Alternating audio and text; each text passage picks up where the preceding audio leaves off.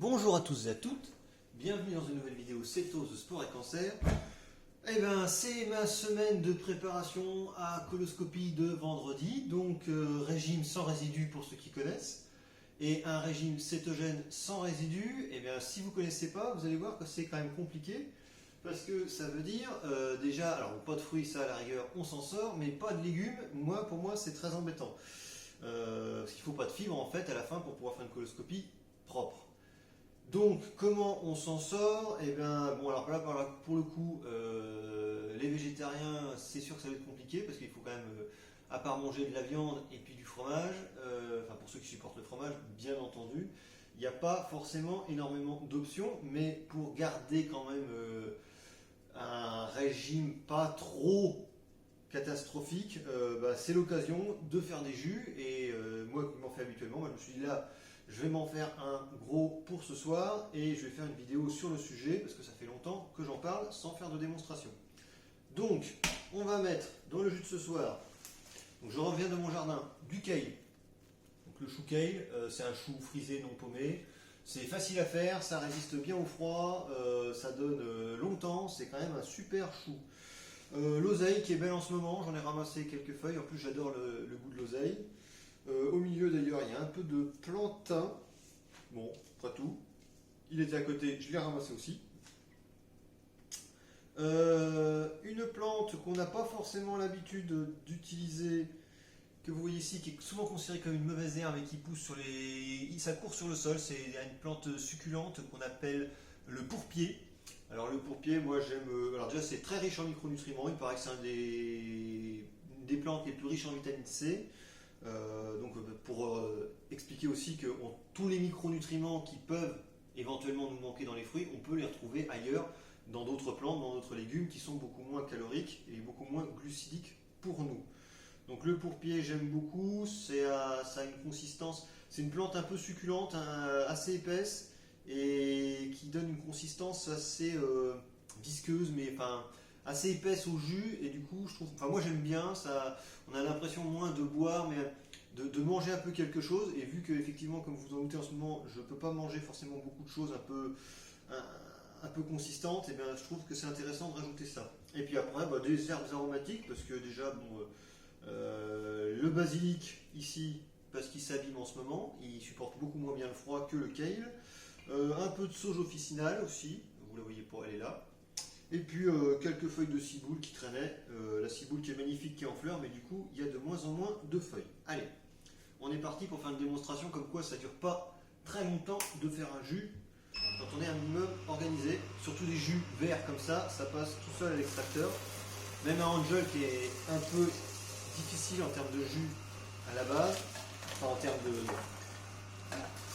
légumes. Allez, on lance. Voilà. Vous voyez, j'ai même pas besoin de mettre la petite protection pour ceux qui connaissent.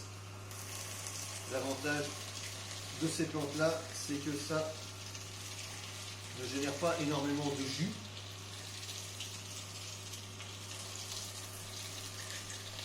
Allez, on passe ici. On enchaîne.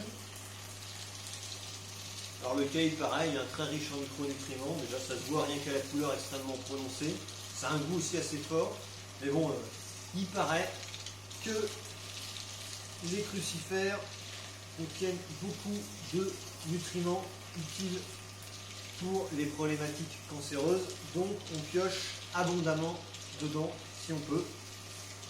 Mais manger du chou-fleur ou du brocoli, surtout si on essaie de le manger vraiment peu cuit, c'est quand même pas forcément très facile pour certains intestins sensibles comme le mien.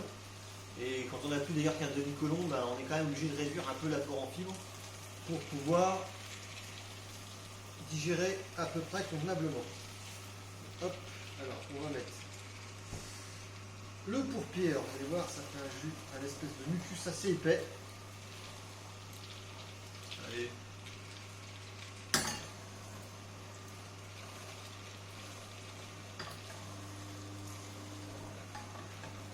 Ça se voit tout de suite à la consistance de ce qui sort.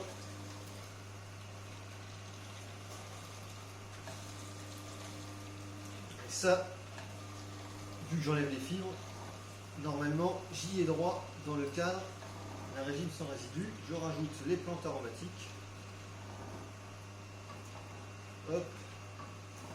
Ça bouillasse un petit peu avec le pourpier.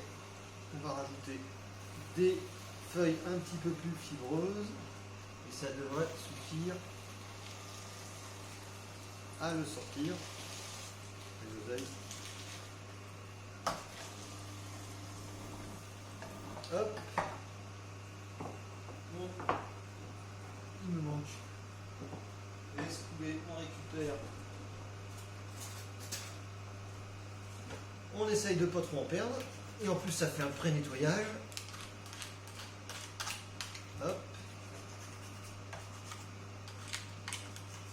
Ceux que ça intéresse, j'ai fait mes prises de sang là récemment. Pour l'instant, a priori sur les prises de sang, tout est bon. Mais bon, une prise de sang, ça vaut pas grand chose à mes yeux, en tout cas pour dépister des débuts de processus tumoraux.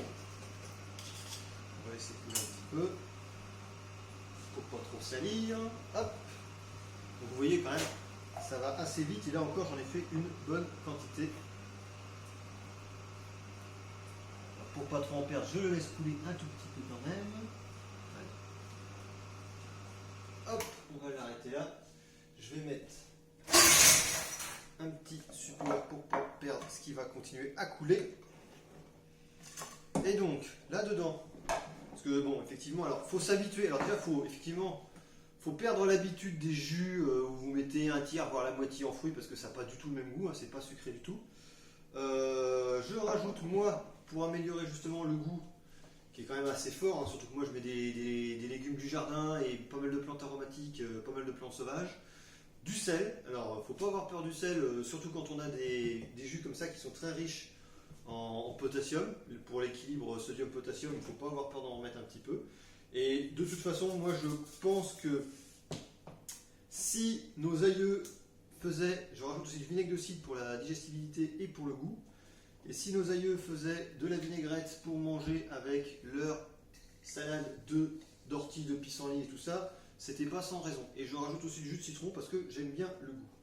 Voilà, alors là vous voyez, j'ai mis pas mal de plantes du jardin. J'aurais pu mettre du pissenlit, j'aurais pu mettre des orties, j'aurais pu mettre du kénopode qui est aussi pas mal en ce moment. J'aurais pu mettre plein de choses. Et vu qu'on est dans un régime cétogène, eh ben on peut se permettre de rajouter un petit peu d'huile de colza, même une bonne dose d'huile de colza après tout. Ce sera toujours cette prise sur nos macros. J'en mets, oui, je compte même pas, je pense que j'en mets 30-40 grammes facile. Hop, on touille tout ça. Après, ceux qui aiment peuvent rajouter aussi du gingembre, du curcuma, faut pas hésiter. Moi, j'y vais de mollo avec ces aliments-là parce que ça me fait quand même beaucoup d'effets, on va dire. Et puis, c'est pas ce que je préfère au goût. Donc voilà, un jus très vert, plein de micronutriments. Alors effectivement, ça reste forcément, vu que c'est dans le cadre d'un régime cétogène sans résidus, c'est pour le coup assez pauvre en fibres. Hein. Normalement, il faudrait idéalement aussi manger des crudités à côté. Mais au moins, ça permet d'apporter massivement certains avantages des légumes et des légumes verts, tout en respectant les consignes de ma gastro-entérologue. Petit bout qui s'est échappé.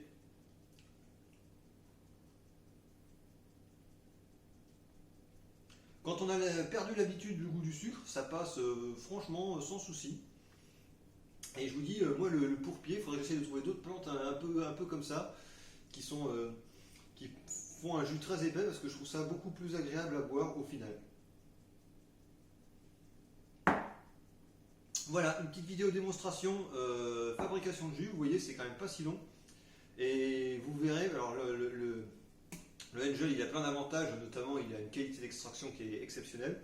Et quand on fait soi-même ses légumes dans son jardin, c'est quand même un avantage certain. Le défaut, c'est que parfois il est un petit peu long à nettoyer, mais il est surtout long à nettoyer quand on y passe, notamment alors soit certains types de fruits. Si vous passez des agrumes avec la peau, là c'est une catastrophe. Si vous passez aussi des légumes racines, carottes, panais, etc., là aussi ça peut vraiment encrasser le filtre. Donc c'est un petit peu long à nettoyer. Mais par contre, avec des légumes feuilles comme ça va tout seul, il n'y a même pas besoin d'utiliser trop le pilon.